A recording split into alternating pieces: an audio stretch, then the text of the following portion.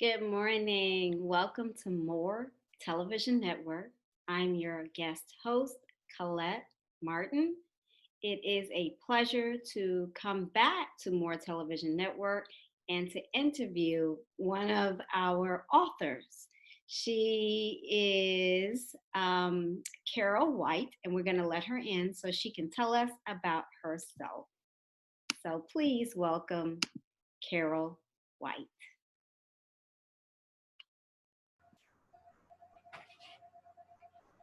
Hello, Carol.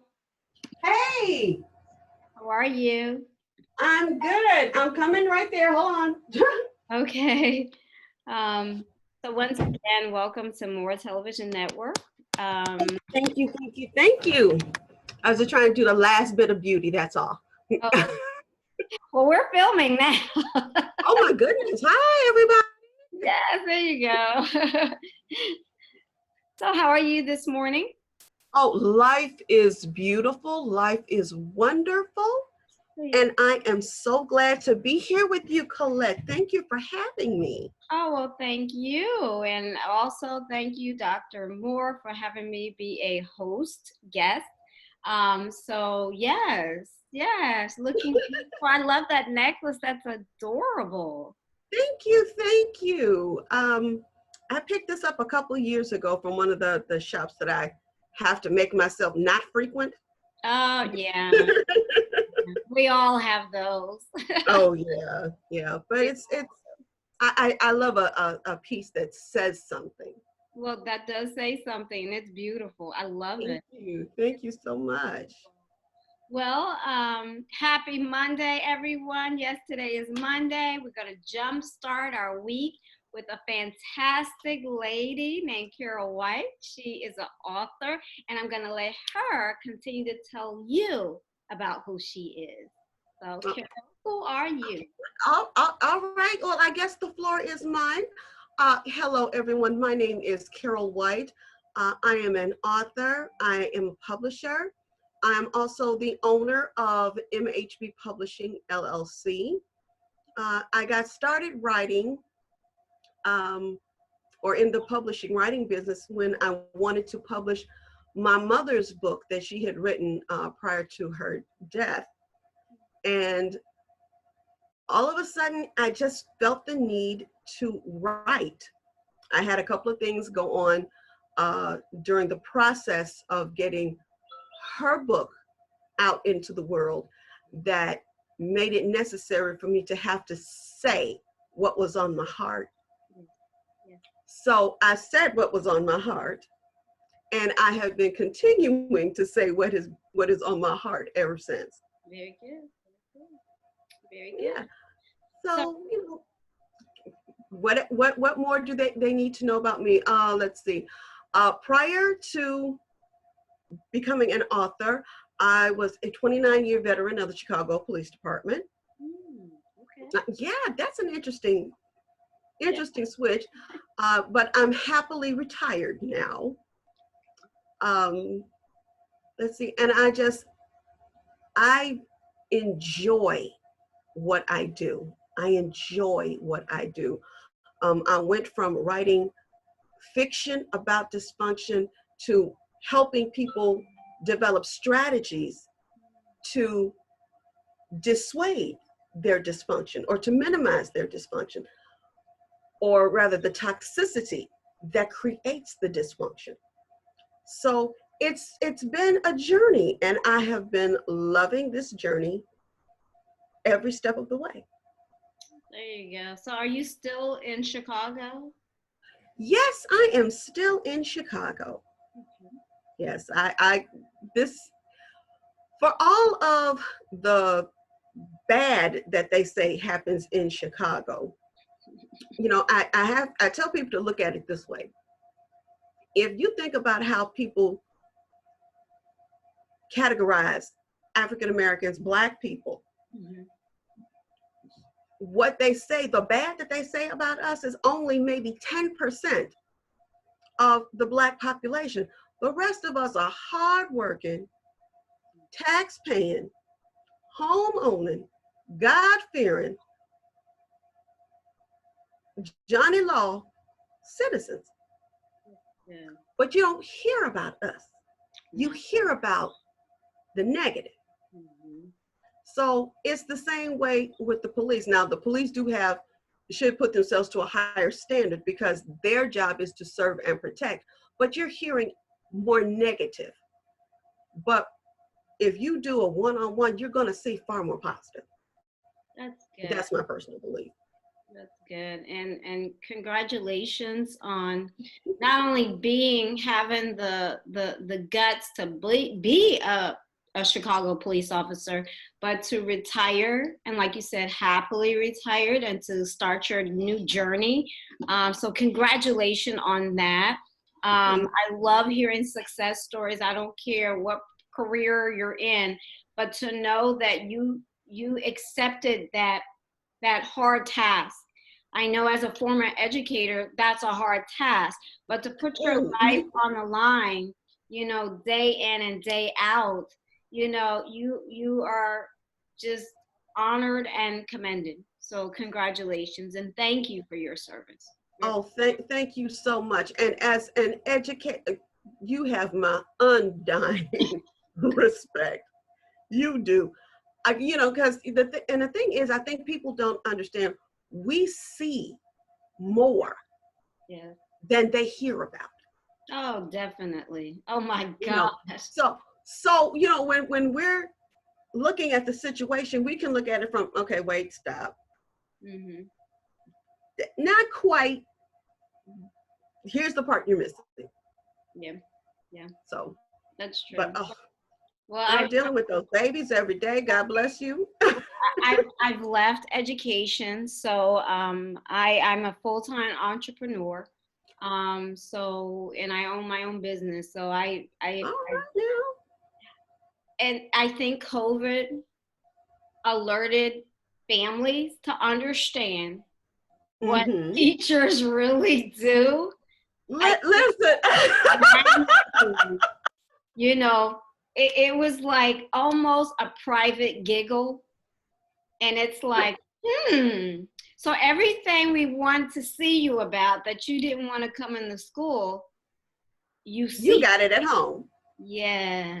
You got it. Multiply that by, let's see, 22 children in a class. So, but anywho, that's enough about that. We're going to be talking about you. So, but there are so many different types of authors. How do you label yourself? What type of author are you? At this point, and this is what I'm going to stay with because it speaks to my soul, I am a life detox strategist. I like that. Yes, because the thing is, and I tell everybody, if they say, well, is it like being a life coach?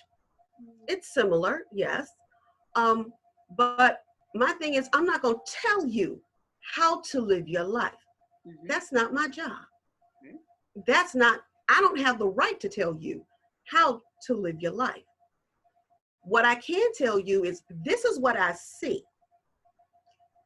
Here's a strategy. Here's a game plan. Here's a blueprint for how you can turn all of this around. And I guarantee you that it will work, provided you work it. Well, that's the key part that people fail to realize. It's all about, as a business promoter and coach myself, they think that we're there to tell them what to do, and we're not telling them what to do. You're 100% responsible for your actions and how you do things. We're there to assist you, to have you have accountability for what you want to do with your goals, your blueprint. Not for us to be there like a mom saying, you're going to have to do this and you're going to have to do that. No, you're telling us what to do. We're holding you accountable for that and walking in that journey with you. Exactly. Because I tell everyone, if you're looking for me to hold your hand, well, yeah, I'm going to hold it for a minute. Yeah, just a minute. But I do have to help you come up with your plan, because I have to help you figure out where it is you have a disconnection. And I'm okay with that. But the disconnection has to be fixed by you. And I'm going to give you a game plan and a set of tools to go in and fix this connection. There you go. I like it. I like it. I like it a lot. So, what are the books? Let's go in on, let's say, one particular book that you've written that you would like to discuss. Well, the one book that I'm honing in on now is called, and I have it with me, haha, shameless plug, The Detoxification Sabbatical, 7-phase program for going from damaged to dazzling after a toxic relationship. I like it. Oh my gosh. I need that book. Yes, yes, yes, my darlings, because people don't understand, let me put it to you like this, because I was about to hit a tangent. I'm going to try and stay focused and stay right here. The worst dating advice that I've ever been given, and that I know other people have ever been given, is the best way to get over an old relationship or a bad relationship is to jump right into a new one. Mm-mm. Okay, see? Mm-mm. But how many of us took that advice and took all of didn't bother to heal the hurt and the pain from the first relationship and take it into this new relationship? So now you're burdening not only yourself, but your new partner with all of the hurt, the pain, and the frustration and damage from the first relationship. Well, now this person has had all they can take. This relationship ends. You try going into a third one. But now this is all compounded and doubled, and it's recreating itself at an exponential rate. And that's when you have that, what they call that evil, bitter witch. Mm-hmm. At the end of the day, that just ain't got no man and can't find no man. Yeah. Who settles for a man. Yeah. Yeah. Okay. So the thing that I had to focus on, because been there, done that, been the bitter witch. Okay. So I had some homework to do on me.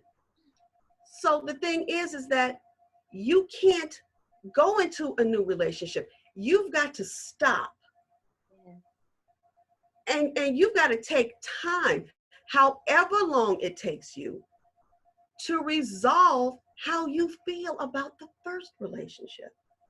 Because I think the one thing that we forget about relationships, or we ignore about relationships, is that they are living, breathing entities. They're a living part of us.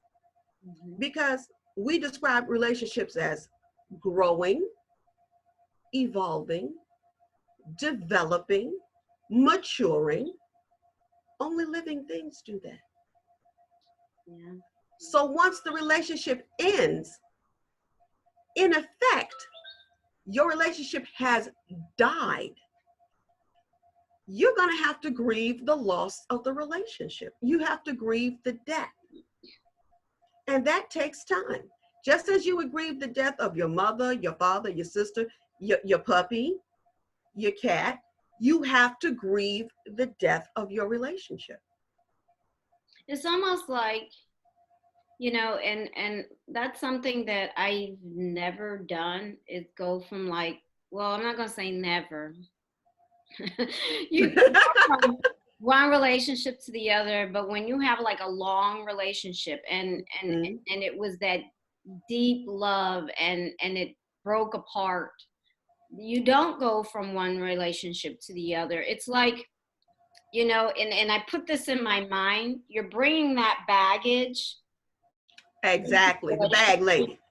And then when you end the relationship, it's almost as if you've boarded that plane and you've gone on this journey of life. When you've exited the plane, exited the relationship, you still have your baggage, but what happens to that baggage? You go home, you unpack it, You You're clean it, supposed to. wash it. You wait for the next journey to begin, but before that you have to take time. You have to save up your money. You have to iron out your clothes again and then repack it so you can go back on that journey.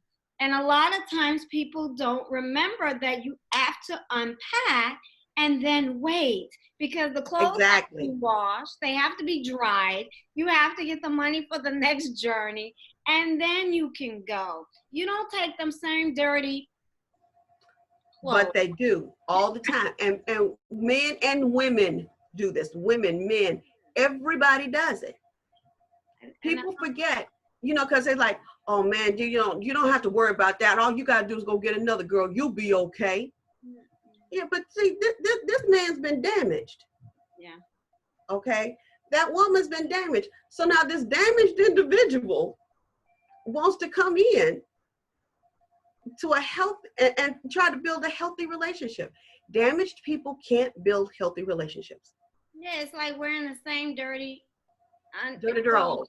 I wasn't gonna say it. It was in my mind, but I wasn't gonna say it. But the same dirtiness, and you're wearing it over and over and over again. And You that's haven't it. cleaned yourself. You haven't cleansed your body. You haven't cleansed those clothes, but you want to go out and share it, and it stinks. The personality smells. You smell. Everything smells until you go home, unpack, wash, dry, and then build up again. Build your life Exactly. up. Exactly. Because the thing is that when your relationship ends, it does in effect die. Mourn the death. And there's nothing wrong with mourning the death. If your mom died and you were mourning her death, no one would think twice. Yeah, that's true. No one. But if you sit back and you say, look, I just broke up. I need time. I need to process this. Girl, it's just a relationship. No, that was a part of you. Yeah. And it was a part of you it was a part of you that you shared with someone else, and you had to watch it die. And the thing is that it's like watching somebody in hospice. Okay. You see the good. Now, the relationship is on its last legs. Okay. But it's like you're like, well, no, God's gonna save my relationship. God's gonna save this person. No. If it's last leg, God's already made a decision. You need to roll with God's decision. And the thing is that a lot of times, because it's a relationship, people don't want to let the relationship die. They want to resurrect it. Yeah. Only Jesus resurrected the dead. Yes, that's it. That is. Now, and he only did it once. Exactly. Now, I'll be honest. Now, the only Bible story I remember of the Lord raising the dead was with Lazarus. And he did that one time to prove a point. But after that, God let everything that died stay dead. And this is what we don't do. A lot of times we'll go run back to this relationship. It's dead. You can't resurrect the dead. And then we want to go back and do the same thing the same way, wanting a different result. Well, now you're just insane. Yeah, exactly. I mean, how can you expect a different result if you're doing the same thing? It doesn't. But this is how people are geared. This is how people have, our mindsets are set up. So the sabbatical is for you to take the time to grieve, to assess your damage, accept your responsibility in your damage. Because a lot of people will say, well, it's all his fault, it's all her fault. Wait. Now, it took the two of you to make it, so it took the two of you to destroy it. Now, I'm not saying what whoever did was right. I'm saying that your part needs to be acknowledged, accepted, and you need to take responsibility for it. Because if you don't, you're going to do it again. So don't ignore what you did. Look at exactly what you did and look at it realistically.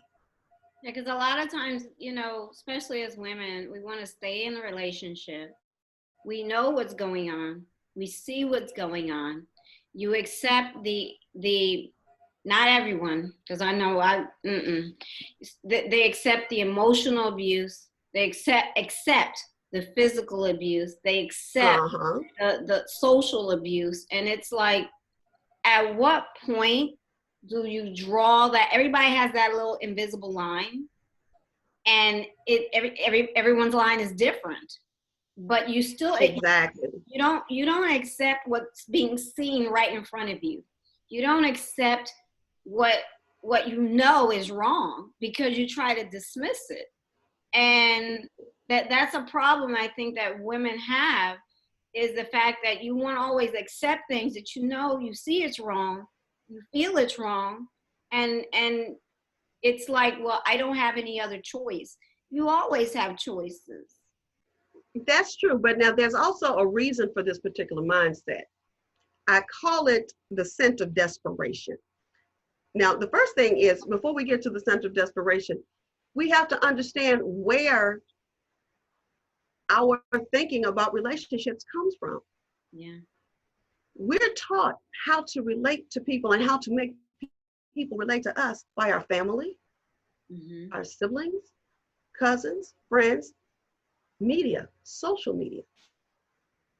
That affects how we see us, and especially our parents. They affect how we see ourselves. They tell us how love is supposed to be. They show us how love is supposed to be. Let's say you have a two-parent household, but they don't necessarily love or like each other. They do for the kids, but the father secludes himself from the family. He'll eat meals with them. He goes to social events with them. But once he comes home from work, he's in his little section, his secluded area. He comes out, he eats, he goes back into his secluded area. If you need to talk to him, you have to knock on the door and get permission to enter. But think about it. How many women are knocking on the door asking for permission to be loved? Yeah, no. It's a lot. A lot of women do that. Parents teach their children how love is supposed to be. Now, and then family, well, family, you fat. You're not as smart as this. You ain't that bright, are you? You're not going, you should just take what's given to you and be satisfied. They help you determine how you should be relating to other people. Media. You're right. If you're not thin, if you're not blonde, blue-eyed, you don't have a big butt, you don't have a tiny waist, you're not worth loving. They teach you. So what you end up with is, for a lot of women, they have what I call the scent of desperation. They're so desperate to prove that they're deserving of love. They set themselves up to be taken advantage of. That's right. I mean, I'm listening to you and I'm going, yeah. And the sad part about it, as an educator, we see that. We see that in children going throughout their day, how they behave with other children, how they behave with their siblings. We can almost take a snapshot of their home life based on how they interact with others. Exactly. And I'm going to be honest, I didn't understand the scent of desperation until I hit my 30s, because it didn't really become prominent because the way I discovered it is that all throughout my 20s, when I thought I should be getting married and, looking for someone to settle down with, Mhm. everybody told me, girl, you know what, you're in your 20s. This is the time for you to go have some fun. Mhm. Don't worry about you got all kinds of time for that. Mhm. Right up until the point I was 29 years, 364 days, 23 hours, 59 minutes, and 59 seconds. The second I turned 30, wait a minute, you're not married yet. Why aren't you married? Do you know how limited your options are? Girl, you better find the first thing smoking and marry it. Wow. Yes, yes. And this happens to a lot of women. So it sets up that mindset of, oh my God, oh my God, oh my God, I gotta find somebody, anybody. Because the clock is ticking, and then you can't have children, and you Okay, kids. that biological clock is just ticking and our alarm's about to go off. Oh my God. But that's the sense of desperation. And a woman will accept anything. A desperate woman will accept anything, will deal with anything. Mm. Like I said, she'll go find a man. Yeah. He won't be a good looking man. He won't be a smart man. He won't be a kind man. He will just be a man. Someone that doesn't not equally yoked, He doesn't have doesn't you. listen. There's no definitive attributes for this man. He's just a man. The same thing with men. A woman, you just out Exactly, there, whatever exactly. you But want to do, and you're like, well, it's a female, may as well, I'll just take her. yeah, and that happens too. But the thing is that when you get into that mindset, that's when you're starting to do yourself the most damage. Mm-hmm. And that's when that's when they start, well, now you got out of this relationship, you're gonna have to go in and get into that other relationship because you still got that clock ticking, your options are limited.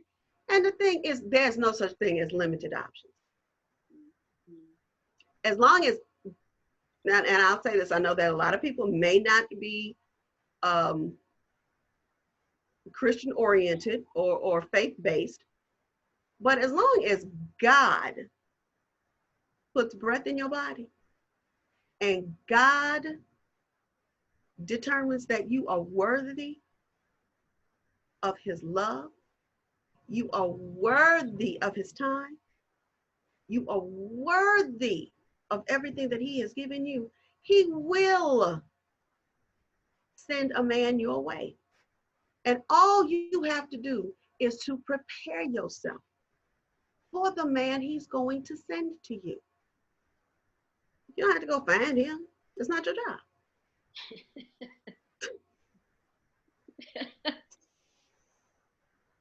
Well, some women think it is. They get I desperate that they been there, done that. That's why I wrote the book. like, okay, well, where's he at? Where's he at? Where's he at? Where's the brother at? Exactly, and we do we get into that mindset of being desperate and you gotta find it, you gotta have some, it's gotta be somewhere, and you decide you're gonna go find this man, and then you mess up. So you're gonna create a relationship with someone, and like you said, completely unevenly yoked. There's no way that you two belong together, but it's, oh man. And sometimes the person that we we we need is right there, and you dismiss them. It's like Exactly. they're there, they've been there for whatever amount of time, and because we don't wait on who is best for us, we ignore the person that's been in their life, that's been trying to nourish you and take care of you we dismiss them because it's like, God, not him. You didn't mean him. No, not that one. Yeah. Because see, the thing is that we don't really go by need. When we decide to go looking for people, we don't go by what we need. No. It's like, We go by what that's what we the want. one. That is the. Sorry about the noise. They're doing the grounds around me, and they are so loud. Oh, okay. Gosh, they're loud. It's like, no, not that person. This is my type. This is my type, and not him. Yeah, it All right. can't be the right person. Yeah, this is what I always say. When you start going into what you want, with getting what you want and what you say you need, God could put a 10-foot neon sign with an arrow pointing to who he has chosen for you, with a big sign saying, this is who I have chosen for you. You will be happy. God bless you. I will bless this marriage. Amen. You're going to pick the schmuck next to it because he's pretty and got big feet. Because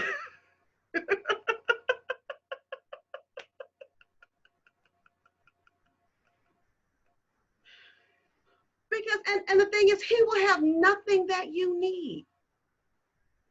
And I think the thing is that when you don't really know how you should truly be loved, because you don't truly know how to love yourself, you make these poor decisions. With the detoxification sabbatical, you're not only learning how to grieve and how to assess your damage and take responsibility for your damage, you also go through the process of building self-love.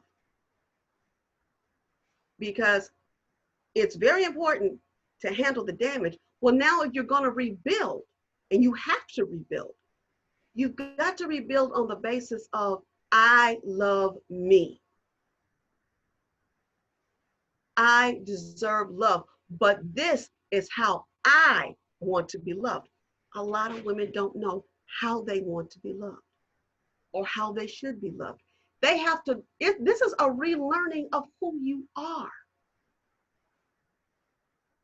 And it takes time. Now, I had one girl tell me, well, look, after I finish this program of yours, this book, I'm through, right? And I looked at her and I said, no, not really, unless you just decide you can get it all in one shot. I said, because as you grow and evolve, your needs are going to grow and evolve. And you may have to come back to this sabbatical more than once as a refresher course, or simply because you need to add on to your strategy. You're building a strategy of self-love so that you can be loved better by the person in your life. And it for me, it was an epiphany and a revelation when I finally realized the mistakes that I was making, and that you have to sit back and sit down, and you got to take it all in. And even if you don't, you have to take in your good, your bad, your ugly, and that, I don't know what that is over in the corner, but since it's mine, I better claim it and handle it. You know, but the detoxification sabbatical gives you the tools to grieve. It gives you the tools to assess, and it gives you the tools to accept your responsibility. But then I'm going to give you tools to work on loving yourself, making yourself better. You know, I take, there's a portion of the book where I'm telling women, I need you to write down 5 things that you love about you. Give me 5 short-term goals. Give me 5 long-term goals. Tell me what it is you think you need from you to achieve your goals. All of this is not about the outside world. It has nothing to do with mama, daddy, sister, brother, friends, lovers. This is, what do you want from you to make you better? Because once you are better, everything around you becomes better. And that may be hard for a lot of women. It is it's not an easy process. I'm not gonna sit here and say, boom, baby, you can do this. It's simple. No. No, you have to put a lot of thought into that. I don't know a lot of women that can just pick up a pencil or a pen and just blurt out 5 things like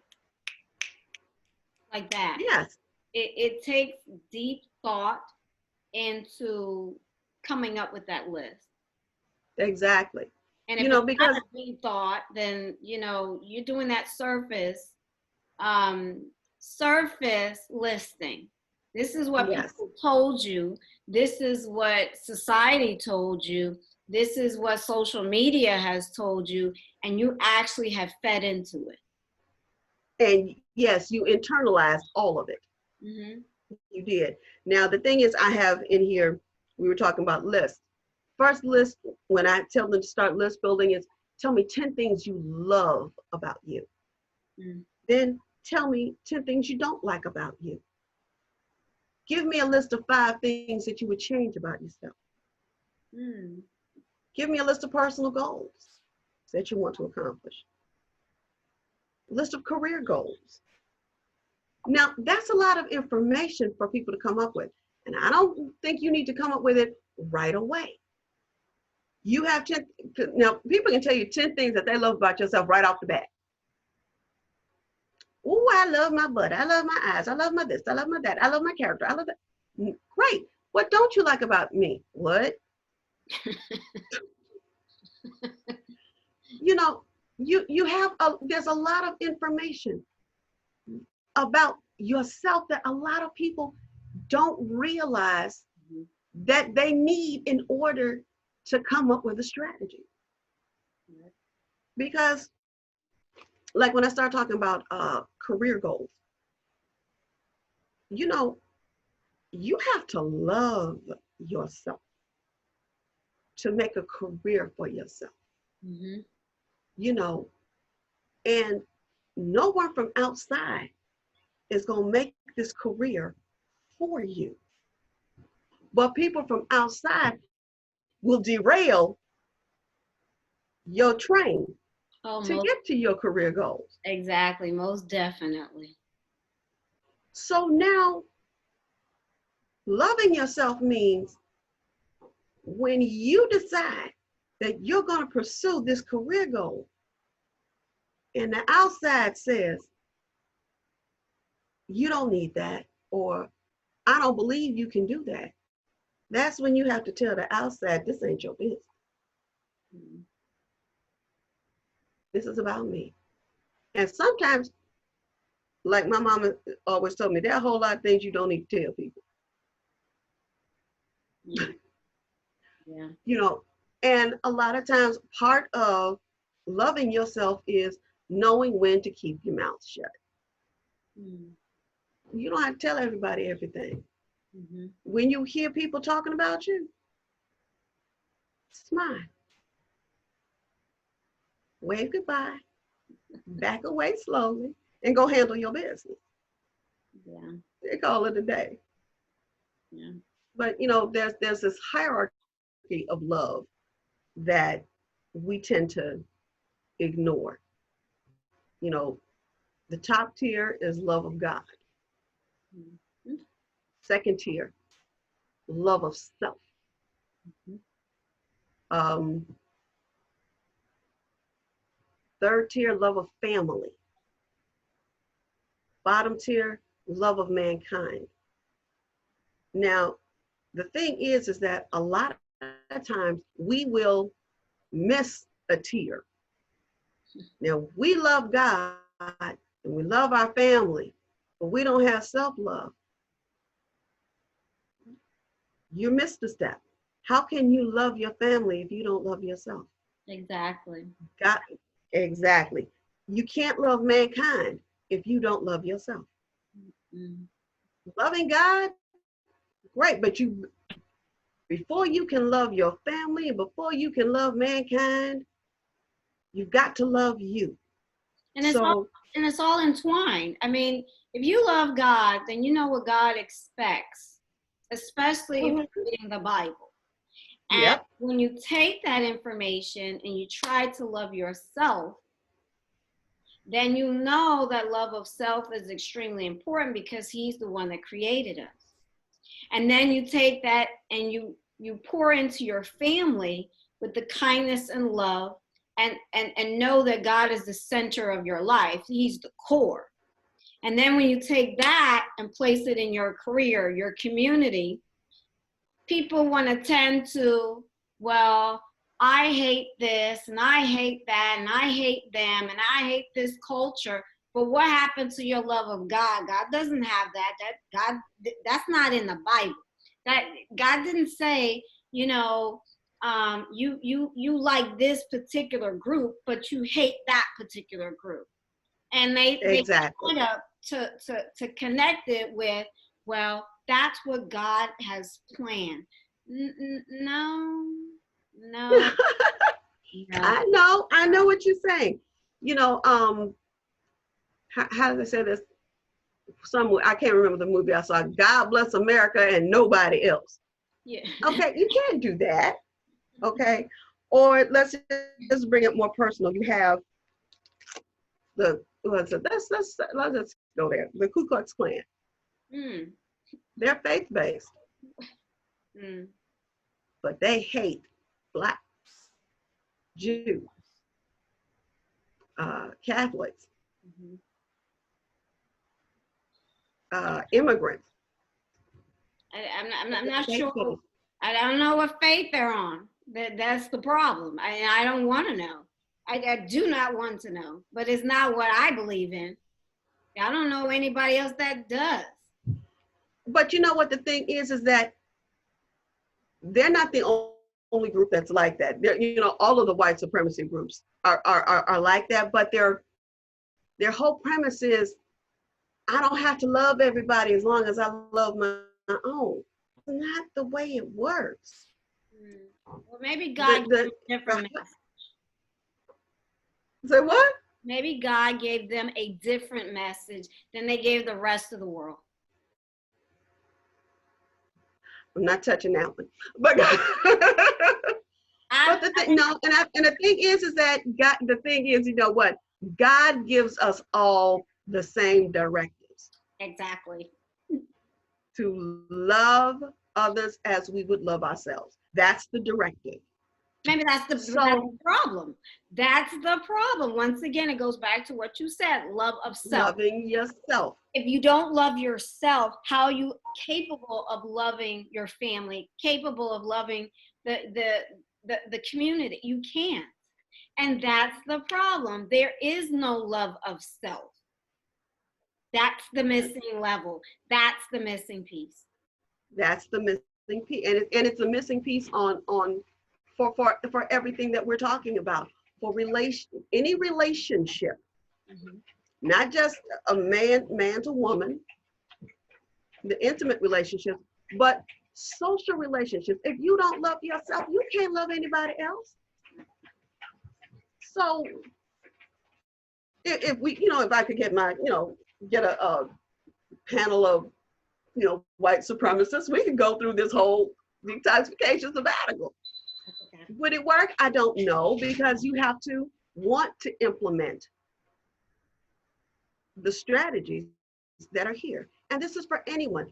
The detoxification sabbatical has the strategies for you to love yourself, to help you work on filling in the love for that missing second tier. You can do the work. I can give you the bricks, I can give you the mortar, I'll even give you the ladder. and all the tools you need for you to rebuild that tear. But you've got to be the one to rebuild it. It's going to take a lot of hard work, and it's going to take time. But you can rebuild it. And you can rebuild it stronger and more solid than it was before. Also, when you see something wrong with your tear, you already have the tools to go fix. It's a beautiful thing. It sounds like it is. I'm just the book sounds amazing, because we're in a. I mean, it does. We're in a situation right now where, you know, due to everything that has gone on this year, you know, Ah, people's relationships, their minds, their health, everything is messed up. It really is, and I'm being just transparent.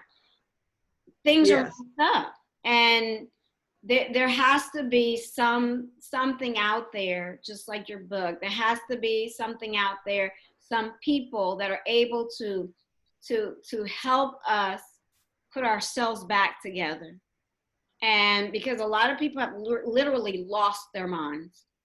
They have yes. lost their minds because they've lost their relationships, they've lost themselves, they lost their love of being faithful servants and disciples of God. Mm-hmm. They've lost it. And, you know, trying to find people to reach out to, you know, a lot of people are confused on who do I seek out? Who do I talk to? And instead of reaching out to the right people, they choose to reach out to social media that's feeding that negativity into their mind. Exactly. And that's not helping. It's not helping at all. It's a platform for just dumping the negativity. And the wrong person who's in the wrong state of mind is feeding into all that, hence destroying themselves. They're Exactly. destroying their whole existence. And it's sad to see. And I see it every single day. Every single day. And Oh, it's devastating for people. It truly is. So oh yeah. you know, how can our viewers, of course you obviously have written other books, but how can our viewers like reach out to you? How can they find you? How can they get their hands on the book, you know, to get started? How can they get their hands on you? Okay. The book is for sale on Amazon. Um, I'm, and I have to admit this, I am technologically inept. So I haven't set up my e-store yet. So, so we're still working on that. But if you do want a copy, you don't want to go through Amazon, you can reach me at Carol White at MHB Publishing LLC.net.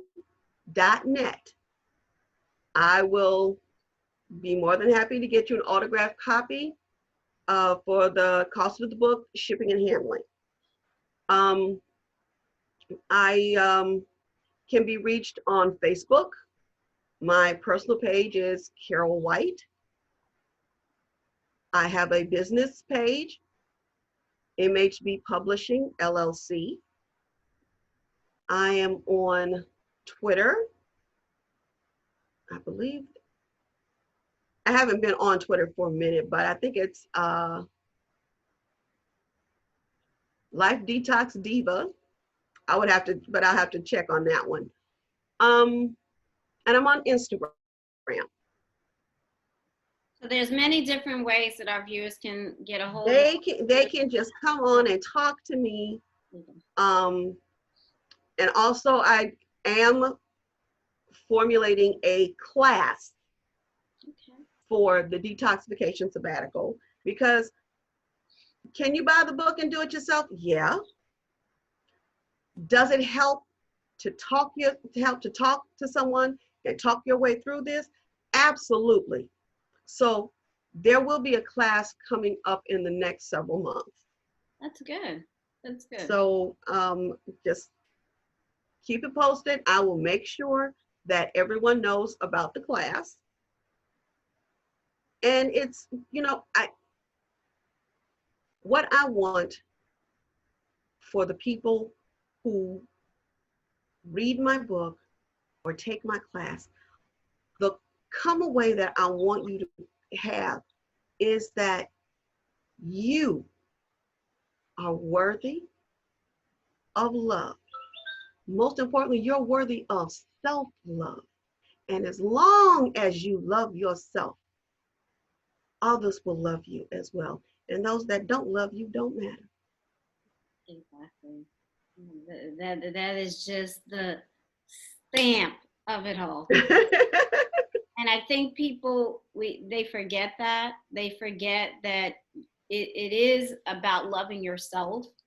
And when you hear the negativity, you have to sometimes, well, not sometimes, most of the times just dismiss it.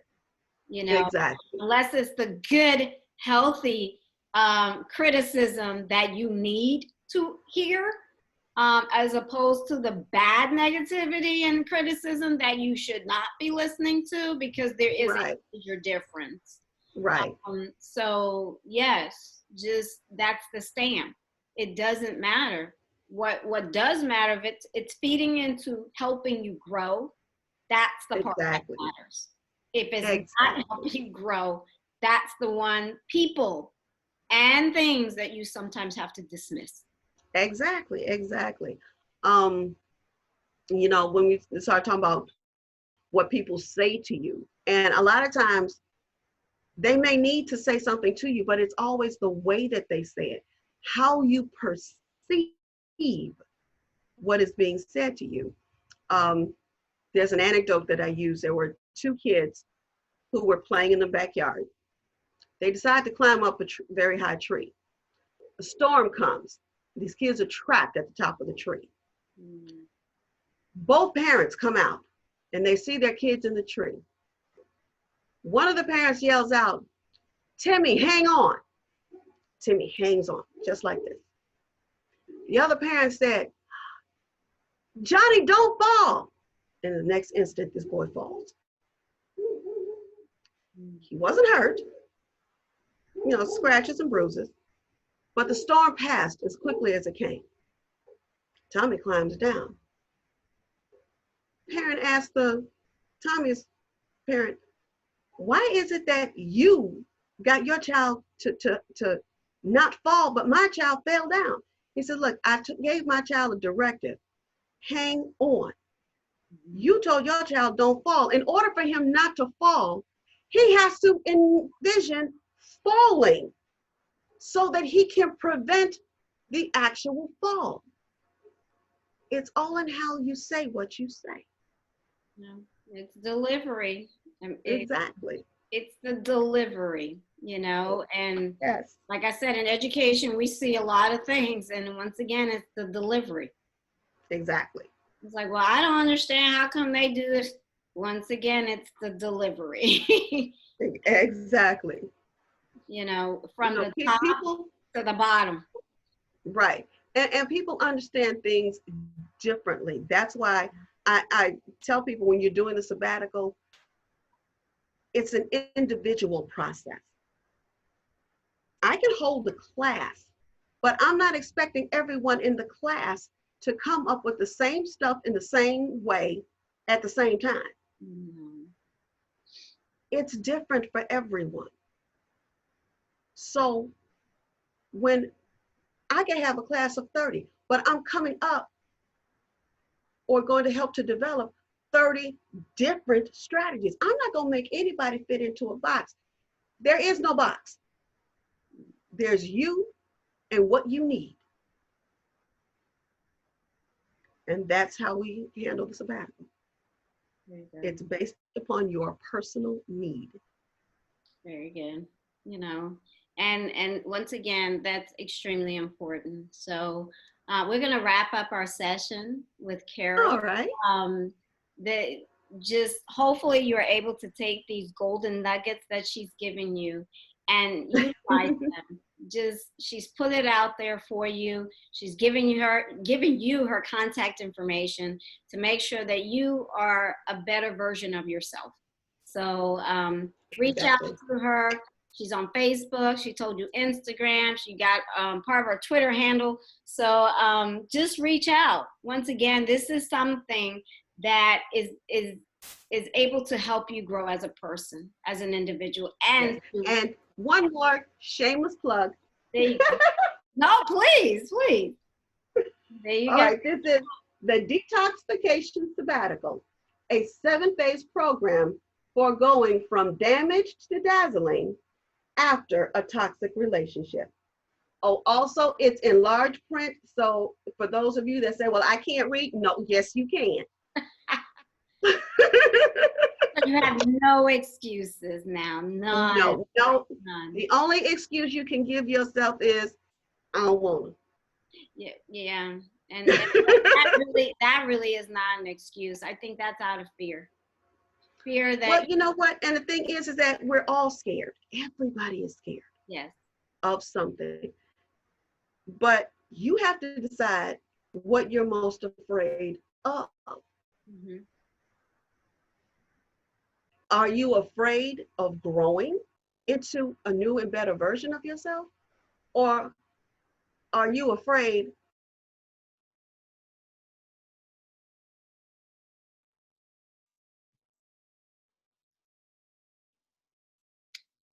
Carol, I think we've lost you. Your screen is frozen.